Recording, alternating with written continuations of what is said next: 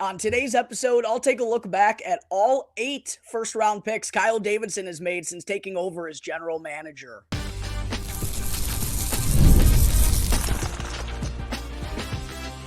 You're Locked On Blackhawks, your daily podcast on the Chicago Blackhawks, part of the Locked On Podcast Network, your team every day. What's going on, everyone? Welcome back to another episode of Locked On Blackhawks, part of the Locked On Podcast Network, your team every day. As always, I'm your host, Jack Bushman. You can go and find me on X at Jack Bushman2, and do me a quick favor as well. Be sure, if you're watching on YouTube right now, to hit that like button, comment down below, and subscribe to the Locked On Blackhawks YouTube channel. All of that is 100% free, won't cost you anything, and is the best way that you can show some support, as I'm currently on the climb to 2,000 subscribers. And last but certainly not least, got to let you all know, today's episode is sponsored by FanDuel. Sign up today and visit FanDuel.com/lockedon to get daily boosts and bonuses all summer long.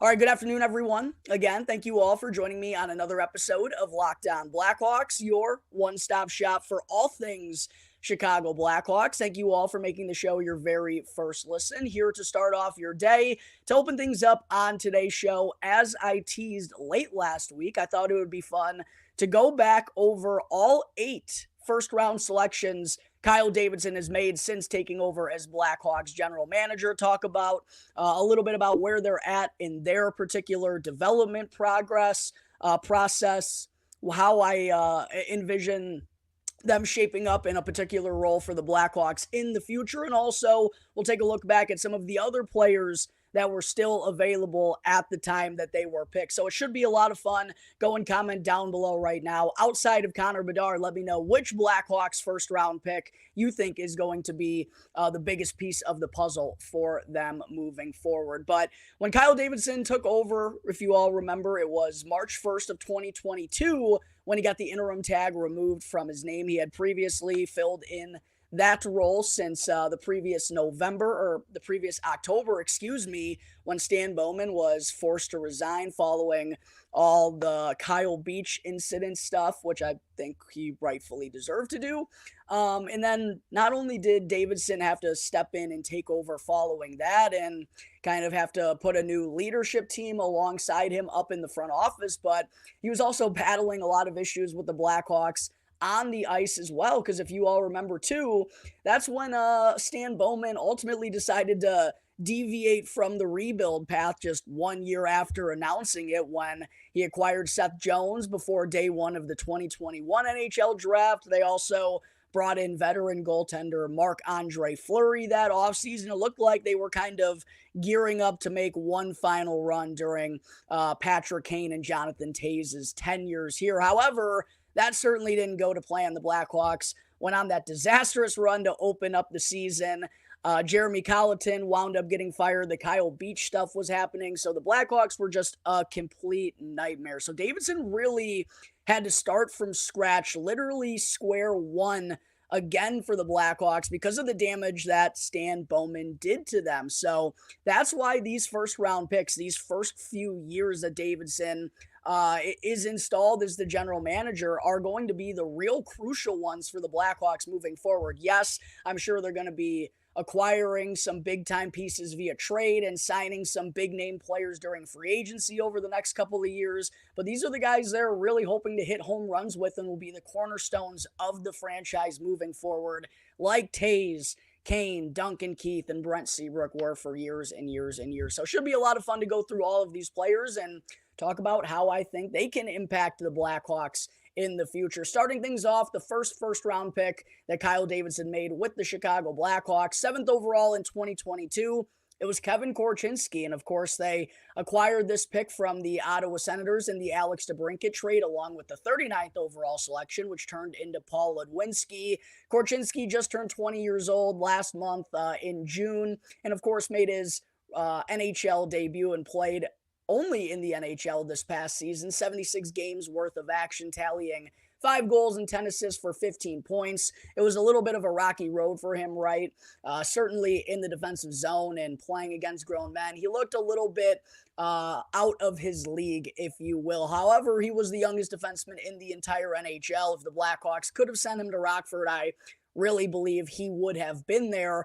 However, I'm not going to let the struggles that Kevin Korchinski found last year deviate me from how high I was on him the season prior, because his skating ability is undeniable. And again, he was 19 years old last year, and I still believe he has room and upside to grow in those areas. He's a good offensive defenseman, good puck moving abilities as well, likes to jump up in transition. I think he fits the modern day style for an offensive defenseman. Now, do I think he's going to be a game breaker? I don't know about that, but I do firmly still believe he's going to be a top 4 defenseman of the future for the Blackhawks. He just kind of now has to figure out how to get it done in his own end. He's got to continue to get stronger, add some weight to his frame. He's got some decent size. He's 6'1". He's just got to fill out a little bit more, get more confident in front of his net, along the boards, in those dirty areas, and then just continue to allow his offensive game to flourish, which I think with more experience, more reps,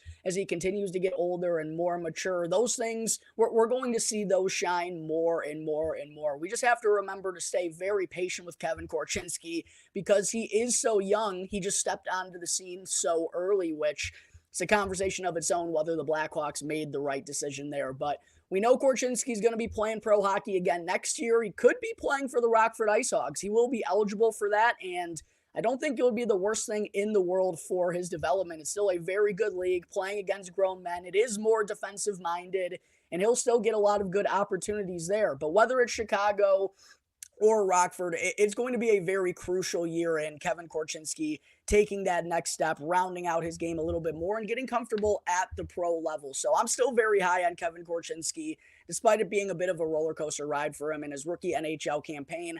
Looking back at the 2022 NHL draft, it is a little interesting, I will say. The Blackhawks took Korchinski 7th, and it seemed like Kyle Davidson really wanted him when they make that trade. He was the guy they wanted to get at number 7. Pavel Mintyukov did not go very long after Kevin Korchinski, and of course, he is one of the top defenseman prospects in the entire NHL right now as well. Stepped onto the pro scene last year with the Ducks and was more productive than Korchinski was for another bottom feeder in the NHL. 4 goals and 24 assists for 28 points in 63 games out of Pavel Mintyukov. He's got kind of a similar build as Korchinski. They're both 6'1". Mintyukov is a little bit more filled out at this point in time, but it'll be fun to watch those two go back and forth for years to come to see which one kind of ultimately winds up becoming the better of the two, as they went in a very similar range in that year's draft. Then next up we have Frank Nazar, of course, 13th overall pick in 2022. Hawks got that pick from Montreal in exchange for Kirby Dach, along with the 66th overall selection, which wound up turning into Gavin Hayes, a prospect I'm very excited for. Nazar just turned 20 years old this past year in January as well, and we got to see him on the NHL scene play in 3 games following his sophomore year with the University of Michigan, where he was a point-per-game player there to help them get to the Frozen Four. 41 points in 41 games, and that was really big for Frank after having his freshman year cut short due to injury, especially with a lower body injury. There were some, rightfully so, concerns out there about whether his game was going to look the same, especially at the pace that he likes to play. Showed no lingering effects at all through the course of the season, and looked very comfortable in scoring his first goal, and also just the way he went about his business in those first 3 games. Very confident. I'm really excited for this kid, and I think you can even make an argument that he could have gone 7th overall for the Blackhawks. I don't really think there was a pick after Nazar that really will be controversial. Maybe Rutger McGroarty, but he's obviously having some issues right now too. As far as what Frank Nazar needs to work on, he's going to be in the pros next year again, obviously. Could be in Rockford, could be in Chicago. Going to be interesting to see if he makes the team out of camp. Seems like they're going to give him an opportunity to. It seems like he could slide into that second-line center spot behind Connor Bedard. However, considering all the additions the Hawks made in free agency, he's going to have to earn that spot. It's not just going to be handed to him in training camp, but I'm very stoked about Frank Nazar. Quite honestly, I'm I'm maybe more stoked about him than I have for Kevin Korchinski, but I do believe both of them are going to be big pieces of the puzzle for the Blackhawks moving forward. And then the third and final first round selection that Kyle Davidson made in 2022 was drafting Sam Rinzel 25th overall after trading back into the first round for a third time from the Toronto Maple Leafs, taking on Peter Mrazek's contract, which has worked out nicely for the Hawks. Mrazek just had a great past season for them. And Rinzel, still very young and raw in the development process. He is also only 20 years old, still turned 20 back in June. So he's basically the same age as Kevin Korchinski. Korch was playing in the NHL. Rinzel was playing his freshman year at Minnesota. And a very fine freshman year it was for him with the Golden Gophers. 28 points, 2 goals, and 26 assists in 39 games worth of action. Also helped the United States win a gold medal at the World Juniors. So did Frank Nazar, might I add. He had a spectacular tournament. Rinzel is going back to the Minnesota Golden Gophers, though, for his sophomore campaign, which I think is only natural for him considering how young he still is and how early he is in the development process as well. Very, very raw, but a lot of upside because of his foot speed, his acceleration, and his size. I believe he's now listed at 6'5". He's grown another inch. So that kind of makeup, you don't get him a lot in the NHL. That's why the Blackhawks took a chance on him by trading back into the first round. But I do think Sam Rinzel, I don't know if he's necessarily got the upside that Kevin Korchinski does offensively, but I do think there's a lot of runway there with his transition game and with his foot speed. And I do think he shakes out to be a good two-way type of defender. I could see him being a second pairing defenseman of the future for the Blackhawks. He just needs to continue to get good experience, round out his game, get a little bit stronger, maybe kind of work on his decision-making in the defensive zone. Watching him at the World Juniors, that was something that was kind of evident to me is, you know, he's still kind of got some room to work on in that department. But those are things that can be coached. And what can't be is having a 6'5", 210-pound frame as a young 20-year-old. So Sam Rinzel, he's probably not going to be on the NHL scene for, 3 years. I could even see him going back to Minnesota for a junior year, depending on how this upcoming season goes. But there's a lot to like about his game. The interesting thing about drafting Sam Rinzel 25th, though, I don't have a problem with the Blackhawks, taking a shot on him, but they did pass on Brad Lambert and Yuri Kulich, both of which just had phenomenal first years in pro hockey, tearing up the AHL. So that's a little bit tough to see. Brad Lambert with this offensive group, that would be really special to me. I'd probably rather have Lambert over Kulich, in my opinion, and I'd probably rather have both of them over Rinzel. However, 2020 vision is always evident, is always there in hindsight. So we'll see what kind of player Sam Rinzel turns out to be. Like I said, we're not going to see him for a couple of years, but there's a lot of reasons to like this kid, and it's going to be fun following him from afar this upcoming year at Minnesota. But there are Kyle Davidson's first 3 first-round selections that he made since taking over as Blackhawks general manager. Coming up in just a moment, I'll dive into each of the last 5 from 2023 to 2024.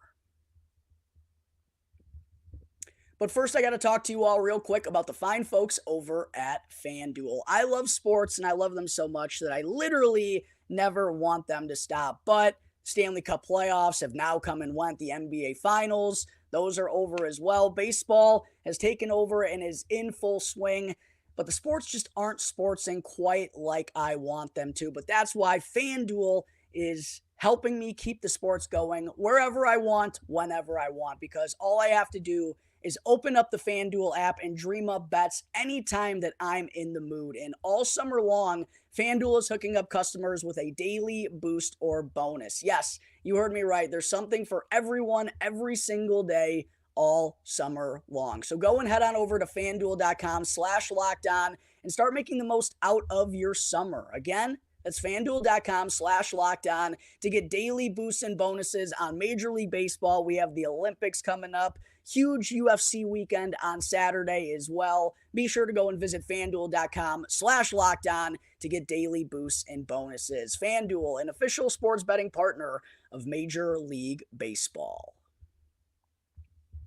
Segment 2, picking up where I left off and getting into the first round selections that Kyle Davidson made in 2023. Obviously, the Blackhawks hit the jackpot. They won the Connor Bedard sweepstakes, got the first overall pick. It was a no-brainer, more so than Macklin Celebrini going first overall this past year. Bedard was always going to be the choice at number one in the 2023 class. And this kid is still young, Blackhawks fans. He just turned 19 years old 6 days ago. Happy belated birthday, by the way, to Mr. Connor Bedard. I imagine he spent it somewhere on an ice rink. I'm not sure exactly where, but you know that kid eats, breathes, and sleeps hockey, so I'm sure that's how he spent his day celebrating. But what a rookie year it was for Mr. Connor Bedard. Led the Blackhawks in scoring, led them in all major categories. 22 goals, 39 assists in 68 games. Won the Calder Trophy for NHL Rookie of the Year. Take that, Brock Faber stands. It wasn't ever going to be a debate, and I laughed that anyone thought differently. But there's not really much to say here about Connor Bedard that you don't already know, Blackhawks fans. We know he is the cornerstone. He is the new foundation in the face of the franchise. That's what the Blackhawks are hoping he's going to be. That's sure what he looked like in year number one. Now, maybe the numbers weren't exactly what some of us had hoped them to be. However, Blackhawks offense was absolutely putrid. He was put in about as tough of a situation as he could have been in as a rookie with all the media, the spotlight. He handled it marvelously. He made improvements in his game throughout the course of the season that I thought were very noticeable. And one thing I will say is to still put up those numbers when his goal scoring, which is what I thought was going to be the most seamless transition for him at the next level. I quite honestly expected his goals and assists to be pretty close here in his rookie season. For him to have 39 assists in 61 games, especially when the first couple of weeks of the season, the playmaking, it wasn't really there. It was clear he hadn't established that comfort and chemistry with his line mates yet. That was something that we got to see more and more throughout the course of the season, and his abilities. It feels like he's getting better every single day. He really makes the most of every opportunity. So Bedard just continuing to do what he does, maybe work on his defensive game a little bit and get better at the faceoff dot, but he's got more help alongside him this year than he did last year, and I'm excited to see what the numbers are going to be. And again, we're not even going to talk about anyone else in the top 10 of the 2023 NHL draft because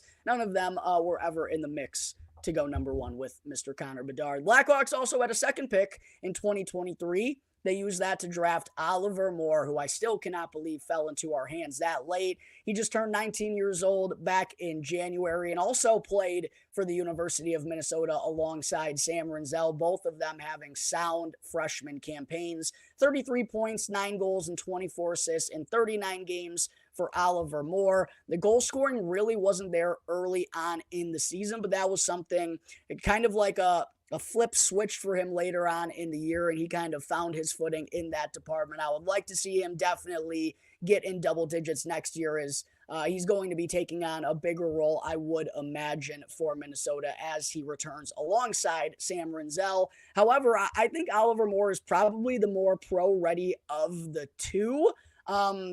Now, there is a chance that maybe both Rinzel and Moore turn pro after their sophomore years. However, I wouldn't be surprised to see, I think Oliver Moore 100% is going to go pro after this year.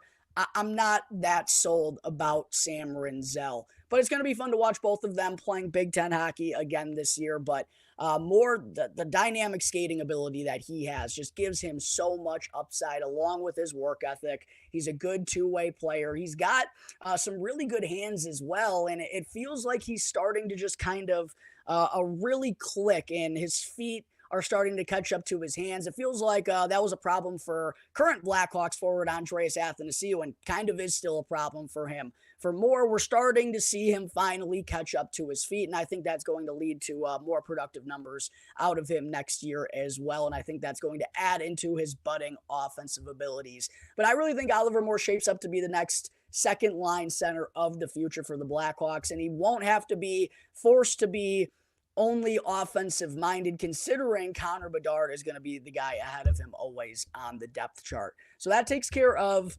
2022 and 2023. By the way, Oliver Moore, I don't think anyone's going to argue that he should have been the pick at number 19 for the Hawks. You could have maybe made the argument about Gabe Perreault, who I still can't believe made it all the way to number 23. But I don't think anyone's ever going to be mad or looking back at the 2023 NHL draft saying the Blackhawks made a mistake there. Getting into 2024, though, of course, the most recent draft that just went down a couple of weeks ago, the Hawks made Artem Levshinov the second overall pick, drafted, of course, ahead of Ivan Demidov. Those two are always going to be intertwined, I believe, for us Blackhawks fans for years to come.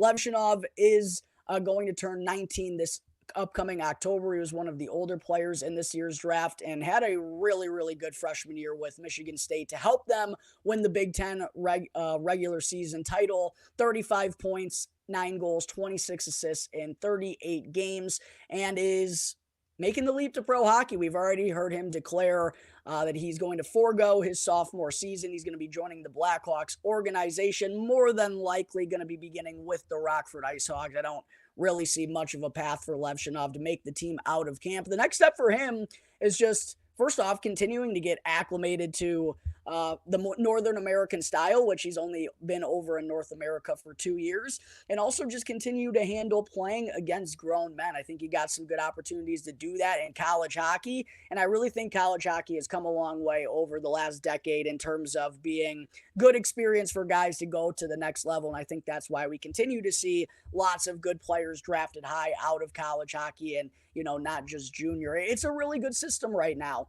And for Levshinov, I think there would have been perks for him going back to be the man for the Spartans. But I also think that there's perks for him going to Rockford, and he's going to be playing alongside guys and building chemistry with guys who hopefully he's going to be playing alongside for a long time. The Blackhawks obviously want to get their hands on him so they can control his minutes, can control his role. They can also be a little bit more hands-on with his diet and helping him turn pro and his day-to-day lifestyle and all that stuff. So just kind of getting situated in that spot. It's been a little bit of a whirlwind for Levshinov these past couple of months. It's now just about getting comfortable, getting settled, and continue to round out his game because there really aren't any glaring weaknesses there. He can play physical in front of his own net. He's got some good playmaking abilities. I would say I'd like to see him develop his shot a little more and maybe work on his decision-making and times when to pinch, when to jump up into the rush, when to stay back, right? But those are typical things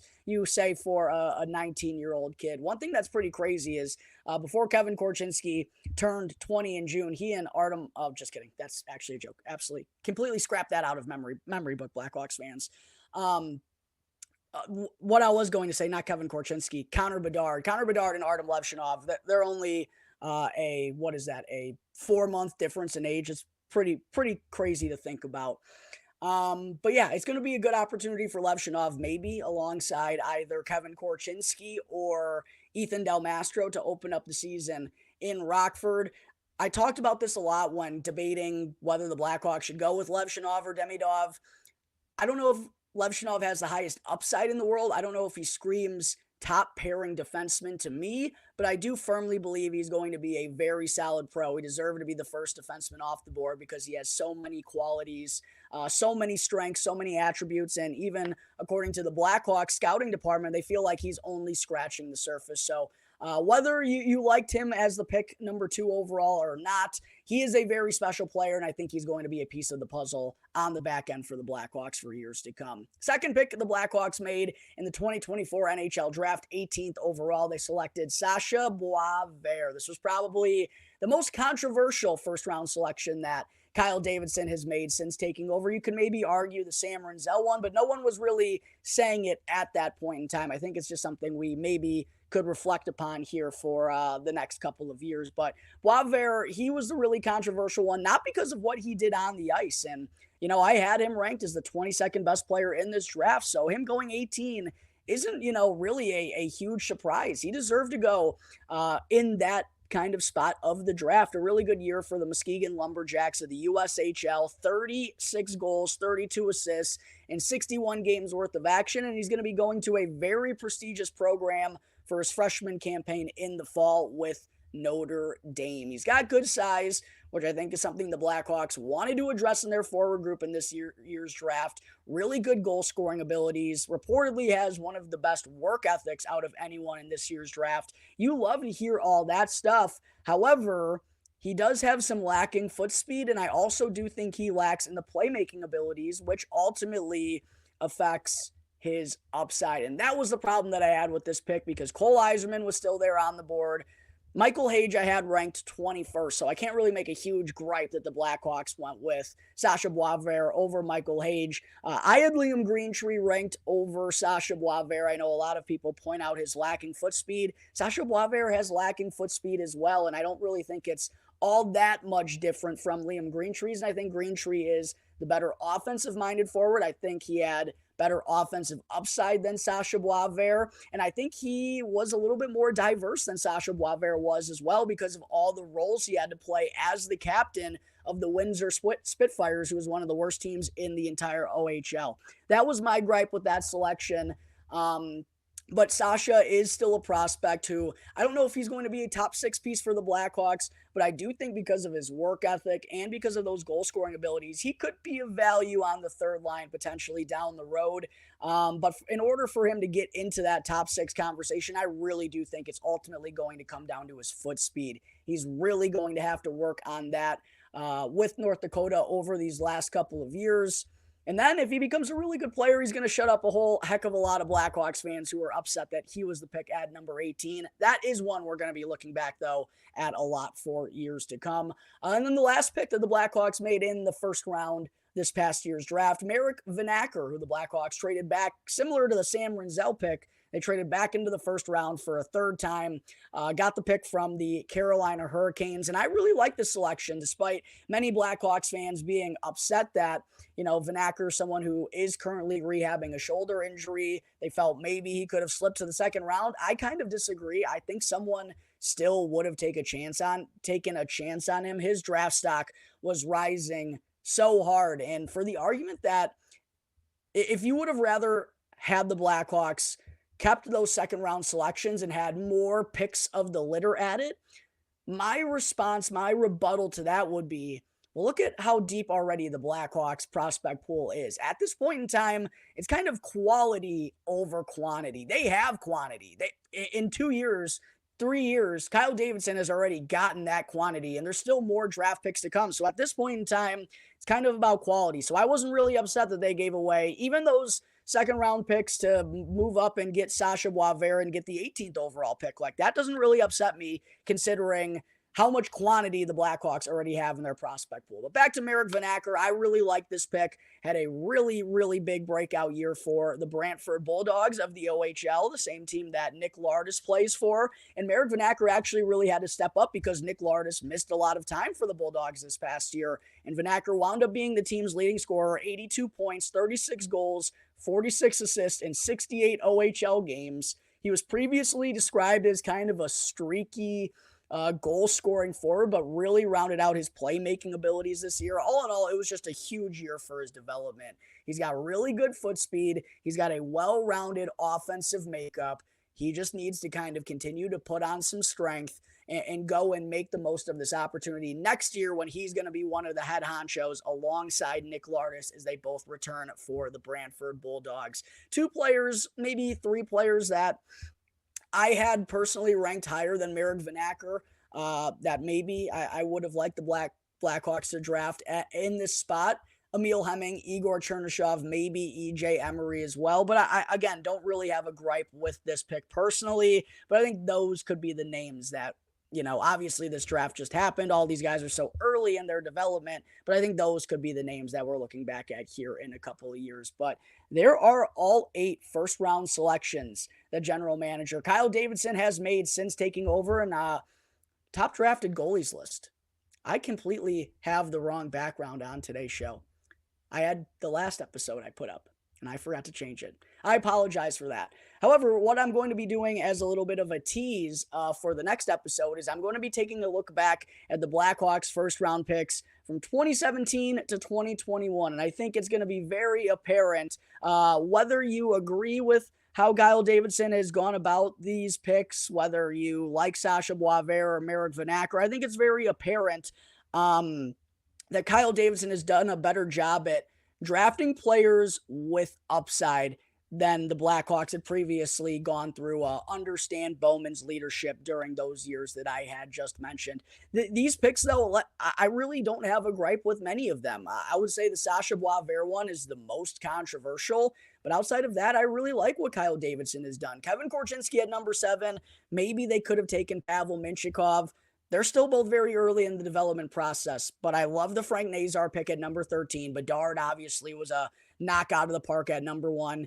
Yeah, maybe Kulich or Brad Lambert would have been great at number 25, but we still don't even know what type of player Sam Rinzel is going to be. So I'm going to uphold judgment on that selection for a little bit longer. Oliver Moore, I thought, was excellent at number 19. Even though they didn't go with Ivan Demidov, I really like Artem Levshinov, the player, at number 2, and I like Marek Vanacker at number 27 in this past year's draft as well. I really think Kyle Davidson has done a good job of adding size, particularly on the back end, and getting, for the most part, players with really good speed or reasons to believe that they have upside. And we've even seen that in the picks that he's made in the second and third round the past couple of years as well. So I don't know if I'd give Kyle Davidson a flat A+ for his performance in the first round of NHL drafts recently, but I'd probably give him a B+ or an A-. I really like most of these picks, honestly, as we look at it now in his 2.5 years since he's taken over. There are the 8 selections GMKD has made in the Blackhawks first round. Coming up in just a moment, before I wrap things up, I'm still going to talk about some of the top free agents that are still available on the market.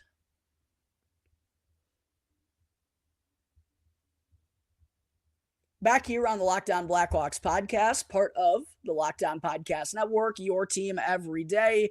Again, a quick reminder to hit that like button, comment down below, and subscribe to Locked On Blackhawks on YouTube, and to also go and check out the new Locked On Sports Today, because Locked On has launched the first ever national sports 24/7 streaming channel on YouTube.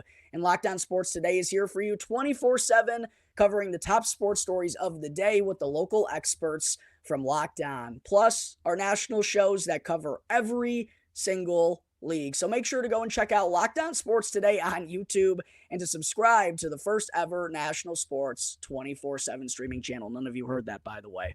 Segment 3, before I wrap things up, I do still want to talk about some of the top free agents that some of them to me are surprisingly still out there available on the market, as we're now over 3 weeks removed from free agency beginning. One of them, by the way, is Tyler Johnson, who just spent the last couple of years with the Chicago Blackhawks, had 31 points, 17 goals, and 14 assists for them this past year, is 33 years old, of course, has been a member of 2 Stanley Cup winning teams with the Tampa Bay Lightning, so he's got a lot of good experience, been around a lot of good players and in good locker rooms, been there, done that. I'm a little surprised that someone hasn't taken a chance on Tyler Johnson. Now, I know he's coming off of a contract in which he was paid $5 million per year. He had a $5 million AAV. Maybe that's holding some teams back. Maybe Johnson's still wanting to get a couple more dollars than he probably deserves on the market at this point in time. But I will say, one thing that also probably aids in that too is his injury history, man. This guy has really been banged up over the last couple of years. And I do wonder, there were some comments made by Luke Richardson. I don't know if many Blackhawks fans saw this, but there were kind of some comments that Luke Richardson made following the end of the season, talking about there are some guys that need to learn how to play through some things. And now there could be some young guys maybe that he was talking about, and it could be a slew of different players. I mean, the Blackhawks were injury derailed this season, but I do wonder if Tyler Johnson was one of those guys, because he always had nagging flare-ups. He'd always miss time. He was, never really consistently healthy in his time with the Blackhawks. And then he kind of made it abundantly clear during his exit interview that he wasn't really too happy with his time here in Chicago. And I can't blame him. The team was absolutely miserable, and he was coming from the Tampa Bay Lightning, not only winning hockey, but on the beach every single day, right? Like, it's a big adjustment. But I do wonder if those injury woes are causing some teams to stay away from him. But Johnson's still available. So is Jakub Vrana, who, of course, has had some off-the-ice issues these last couple of years, being in the substance abuse program. He's still only 28 years old, though, and boy, did he get off to a good start to his NHL career. Only played in 21 games this past season, though, for the Red Wings, tallying just 6 points, and he actually hasn't played in more than 40 games since the 2021 campaign. So I wonder if someone is going to give another shot to Jakub Vrana. Kyler Yamamoto still available as well, 16 points last year, not a very good first season with the Seattle Kraken. However, he's still 25 years old and was a first-round pick of the Edmonton Oilers not all that long ago. And speaking of former first-round picks, Filip Zadina is still out there on the market. Guy was the 6th overall pick for the Detroit Red Wings in 2018. And I thought his goal-scoring abilities were absolutely going to translate over to the league, but that has yet to happen. In this past year for San Jose, Zadina had 23 points, 13 goals, and 10 assists. I do ultimately, though, expect someone to give him a cheap, like league minimum $850,000 deal to give him an opportunity just because he was so highly touted. He is only 24 years old. It's an opportunity, and who knows if he just needs one, perhaps, and maybe things will click for the former 6th overall selection. Another high overall former first-round pick, Alex Nylander. Blackhawks legend Alex Nylander, who's now 26 years old, but had a little mini revitalization last year with the Columbus Blue Jackets. 15 points in 28 games, 11 goals, and 4 assists. Really looked sharp for them at the end of the year at times. And listen, that's kind of the story of Alex Nylander's whole career, right? Is like there's times where he absolutely shines, there's times where he's an absolute ghost. However, I expect someone to pick him up. Probably like Filip Zadina, a cheap league minimum deal, probably a two-way type of contract where if he doesn't perform to the NHL standards, they can send him through on waivers and not have to worry about losing him to another team, and could be a good veteran that you kind of fill in and play every now and then. But I do expect someone to take an opportunity, take a chance on Alex Nylander. Nick Cousins is still available from the Stanley Cup champion Florida Panthers, guy who regularly puts up 15 to 20 points, 31 years old, so not at the end of his career and will be a good vet, although there comes a lot of controversy with how he handles himself on the ice. Max Pacioretty is still available, the 35-year-old who really has struggled to stay healthy. He hasn't played 50 games since the 2020 campaign, only scored 23 points this past year as well, and only tallied 4 goals. Kyle Okposo also out there on the market, the 36-year-old Stanley Cup champ from the Florida Panthers. His prime is obviously come and gone. He only had 22 points this past year, but can still provide good veteran leadership. Mike Hoffman still available out there on the market, someone who regularly can score, 15 to 20 goals. Dominic Kubalik, another goal scorer, Blackhawks legend, still out there on the market, although he had a real tough go of it in his first year with the Ottawa Senators. 11 goals and 4 assists for Dominic Kubalik in 70 games worth of action. He had 20 goals in his lone year with the Red Wings the year prior. James Van Riemsdyk, the respected vet, still out there on the market, 35 years old now, but did have 38 points last year with the Boston Bruins, 11 goals, and quite honestly, 27 assists for JVR at his age with his lack of foot speed is pretty darn impressive. So I think he's still got some fire left in that belly of his. And then on the defensive side of things, John Klingberg still out there on the market after season-ending injury, cut his first year with the Maple Leaf short. He only played in 14 games worth of action. 35-year-old vet Kevin Shattenkirk is still out there as well. He just tallied 24 points, 6 goals, and 18 assists last year with the Bruins. Tyson Barrie, another veteran right-handed defenseman, 15 points, 1 goal, and 14 assists last year with the Nashville Predators. Marco Scandella finally finished his randomly long contract that the St. Louis Blues gave him, which just was a disaster. He's now 34 years old and only had 8 points for the good old St. Louis Blues last year. And then, last but certainly not least, another vet I'd like to mention, Justin Schultz, who I thought could have possibly been an option as a 7th defenseman for the Blackhawks. Still producing points is Schultz, despite being 34 years old now. 26 points, 7 goals, 19 assists last year for the Seattle Kraken. Another consistent 20 to 25 point producer with veteran experience on the back end. And then in net, Blackhawks legend Kevin Lankinen still isn't signed after a pretty solid last 2 years serving as UC Saros' backup with the Nashville Predators. Had a sub 3 goals against average and a save percentage above .908. Each of the last 2 years, only 29 years old. A capable backup. I don't think anyone's going to be looking to bring him in as a starter at this point, but a very serviceable number 2 that I do ultimately expect to get picked up by someone here before training camp opens up in the fall. But those are the most notable free agents left on the market. I don't think the Blackhawks are going to be looking at any of these guys, but I'd be surprised if most of them don't wind their way on rosters when things start to crank up here in September. But that's going to wrap up today's episode of Locked On Blackhawks. As always, thank you all again for tuning into the show. Be sure to go and follow Locked On Blackhawks for free right now, wherever you may be listening to your podcast, and to go and subscribe to Locked On Blackhawks on YouTube. That way, you can get the latest episode as soon as it's available each and every day. As always, I'm your host, Jack Bushman. Go and show me some love on X at Jack Bushman2. Follow the show's account as well at capital L, capital O, _Blackhawks. Until next time, everyone, have a good rest of your days. I'll see you on the next episode of Locked On Blackhawks, part of the Locked On Podcast Network, your team every day.